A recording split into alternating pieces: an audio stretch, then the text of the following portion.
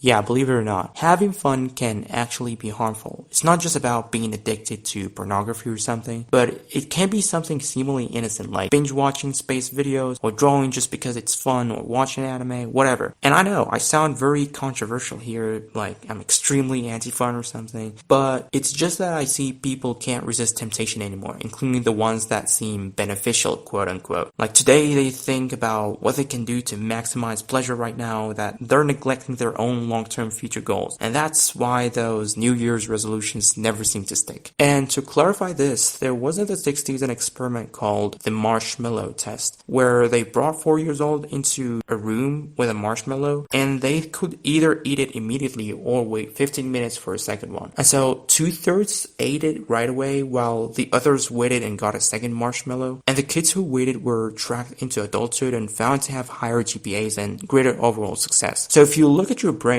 it consists of a thinking part, which is the prefrontal cortex, and an automatic part, which is the limbic system. The prefrontal cortex is the one responsible for reflecting towards the future and helps in decision making, while the limbic system is biased towards the present, which might be a good thing when it comes to life-threatening situations. But now, especially when we live in an industrial society where we're told to work just for a paycheck and then go back home and consume whatever, we just try to cope with our daily issues. Some call this work-life balance, but I think it's far from the truth because you're simply being in two prisons. One is the real world, quote unquote, and the other is your own mind where you mindlessly cope with endless entertainment or whatever that gives you some relief. So, like, we're just literally acting like impulsive children, I guess. I know for a fact that some hobbies or knowledge can indeed be beneficial for your brain a little bit, but if you compare that with a skill that you're going to use constantly and frequently, it will mostly have way more benefit than learning something else, which will be mostly bad, especially if you do it a lot, since it will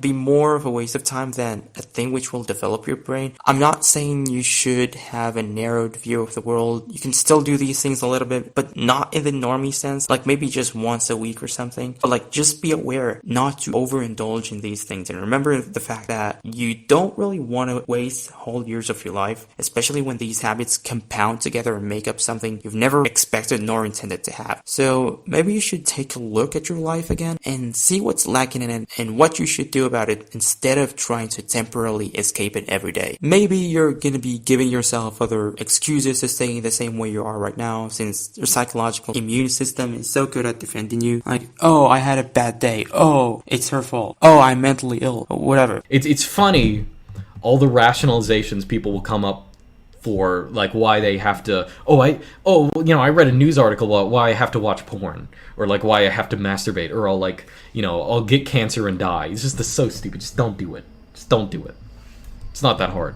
Like, speaking of mental illness, if you were sitting in public and had the urge to masturbate, are you gonna do it in front of everyone? Like, be honest, of course not. So, yes, the temptation can be really strong and annoying to deal with, and it's not something you can just ignore. However, there are ways to resist it, which I'll show in a second. The last one is honestly the most practical in my opinion. So firstly is by changing your perception of the temptation, you could learn how bad that thing can be and imagine yourself in the future in a terrible situation, which will make the limbic system just freak out, and in some way it will make you not motivated to do that thing anymore. Another way is to stay away from the temptation. Some people might use web blockers or something to resist it, but I think that's almost not helpful at all. You're not supposed to even have porn links saved anywhere on the computer in the first place. Like, if you truly want to resist porn, which again is just an example, you can just stay away from it forever. Like, setting these web blockers is like putting a little fence between you and porn, which you can open and close at any time. And this kind of software to me is one of the most useless in human history. And another trick can be making a little algorithm or program in your brain. Like, think, if the thought of temptation comes to my head, then I'll just ignore it. Or better, tell yourself to do it a week later, and after this time, just tell yourself that again, and you'll reduce the urge for that thing. Especially like if you had made that temptation as a reward for something productive that makes some time to be done. Because after finishing it, you will feel euphoric about your project itself, that you won't need that temptation anymore. The last trick, which is about self-control in general, is that whenever you lose self-control every day, just just track it and draw some lines of how many times you did that in a day. And the next day, try to lose self-control a few times less than the previous day. So gradually, you'll be able to almost never fall for temptation again. You may like to check out this video if you want to know more about setting up your own long-term goals step by step. And that's it. Thanks for watching.